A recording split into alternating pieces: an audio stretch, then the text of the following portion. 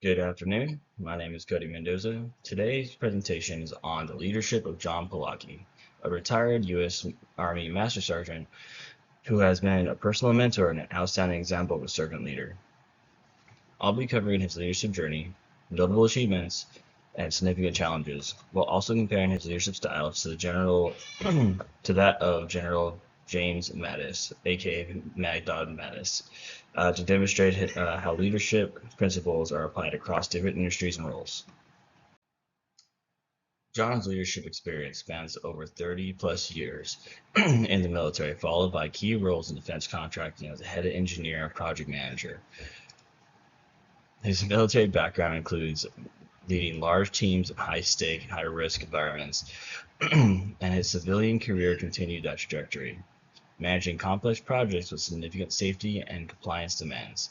His leadership his leadership showcases core servant leadership traits, commitment to team development, ethical decision making, and mission focus. One of John's most impactful achievements was leading a Joint Special Operations Task Force, or JSOC unit, during Desert Storm. He successfully integrated real-time battlefield surveillance technology, enhancing situational awareness and reducing casualty rates. This achievement required clear communication, trust in his team, and quick decision-making under pressure, which aligns with the transformational leadership principles of James Mattis. His success not only benefited his team but also influenced broader military strategies by setting new standards, or SOPs. John's leadership has shown through his ability to actively listen, show empathy, and practice stewardship.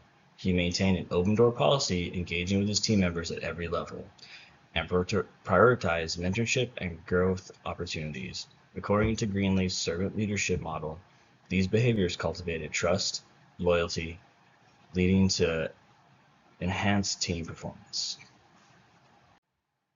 One of John's major challenges that he encountered was discovering counterfeit components in a high-stake defense contract. This posed an ethical dilemma: push forward to meet deadlines or halt operations to ensure safety. John chose the latter, embodying ethical leadership by initiating a full investigation and overhauling compliance processes, which safeguarded both personal and mission outcomes. John's handling of this challenge highlighted his foresight, awareness, and persuasive abilities. He recognized potential failures early and was able to persuade executives to prioritize safety over cost and schedule deadlines.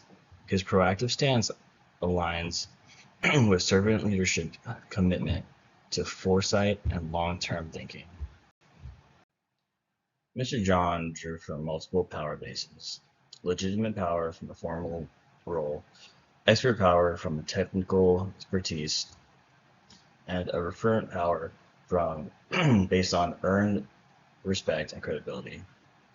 Leveraging multiple power bases helps build resilient teams and reinforces a leader's authority through both position and character. John's deep understanding of technical processes earned him expert status, while his ethical consistency and personal integrity built strong referent power. His leadership cultivated a culture of accountability and safety, which not only strengthened team cohesion, but also raised a long-term organizational standard, especially crucial in defense contracting, where mistakes can have severe consequences and cause lives. John's mission focused on delivering secure, innovative defense systems. His vision extended to continuous tactical improvement and operational excellence. His entrepreneurial mindset was essential, defined by adaptability, innovation, and proactive problem solving. Emphasizes that entrepreneurial leaders foresee challenges and pivot quickly to manage them. John's strategies, like implementing proactive risk assessments and integrating new technologies, helped his team stay ahead of the threats.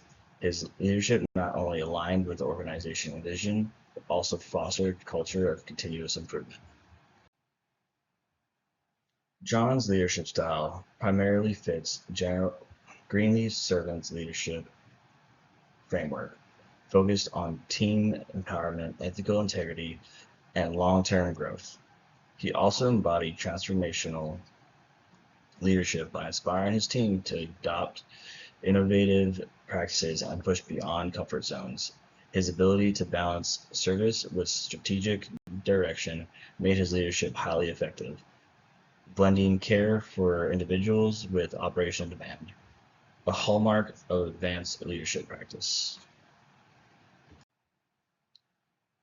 When comparing John to General James Mattis, we see that both practiced servant leadership rooted in ethical and mission focus. However, Mr. Johns operated at a tactical and technical level, directly managing engineering teams, while General Mattis led at a global strategic level, shaping the U.S. defense policy. Both demonstrated integrity and empowered their teams, but the scale and context of the leaders are different. This comparison shows that leadership principles like trust, integrity, and service are universal, applied but must adapt to specific roles. For Mr. John's career, three leadership lessons stand out. First, integrity is fundamental. Without it, leaderships collapse. Second, developing and trusting your team is crucial for sustaining success. Third, humility ensures leaders remain grounded and mission-oriented. These lessons resonate with Greenfield's emphasis on ethical service and focus on empowering teams for resilience. I've seen firsthand how applying these lessons leads to stronger and more committed teams.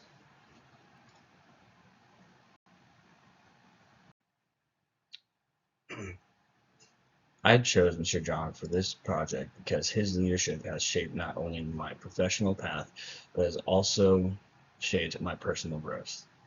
Having served under Mr. John early in my military career, I had a front row seat to observe how true servant leadership works in action. He wasn't just a leader in title, he was fully committed to serving and developing those around him. His mentorship didn't end when I left the Army. It has continued to influence my decisions in civilian leadership roles, especially in the warehouse and logistics operations, where I now apply many of the same principles he modeled. Mr. John and I share a deep commitment to servant leadership. Watching his example taught me that leadership is not about personal recognition or power. It's about lifting others up and ensuring their success and well-being. This project allowed me to reflect on the many times he put his team first, whether that meant taking the heat from the higher ups to protect his people or dedicating hours to mentoring young leaders like myself. According to